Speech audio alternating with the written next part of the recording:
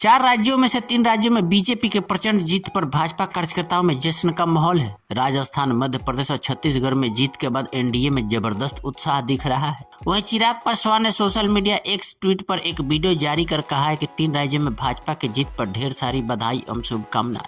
उन्होंने कहा कि यकीनन यह जीत प्रधानमंत्री के कुशल नेतृत्व तथा भाजपा के राष्ट्रीय अध्यक्ष तथा गृह मंत्री और उनके तमाम नेताओं के अथक मेहनत का परिणाम है। विपक्षी दलों का गठबंधन जो अपनी एकता दिखाने का प्रयास कर रहा था, उनके सनातन, महिला और दलित विरोधी सोच को राज्य के लोगों ने जवाब दिया है। जनता ने दिखा दिया कि प्रधानमंत्री जी जो समावेशी राजनीति करते हैं और सबको साथ लेकर चलने का प्रयास करते हैं, उनके सामने विपक्षी दलों का गठबंधन और इनके नेता कहीं नहीं टिकते हैं। आइए आपको सुनाते हैं कि चिराग पासवान क्या कुछ कह रहे हैं।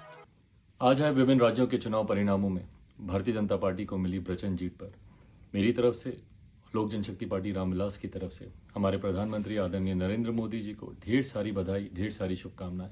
यकीनन ये हमारे प्रधानमंत्री जी के कुशल नेतृत्व का, भारतीय जनता पार्टी के राष्ट्रीय अध्यक्ष, हमारे केंद्रीय गृह मंत्री आदरणीय अमित शाह जी और इन विभिन्न राज्यों में जहां जहां पे भी भारतीय जनता पार्टी की जीत हुई, उनके तमाम वरिष्ठ नेताओं की अथक मेहनत का ही परिणाम है कि इन राज्यों में पार्टी को, भारतीय जनता पार्टी को इतनी बड़ी जीत मिली।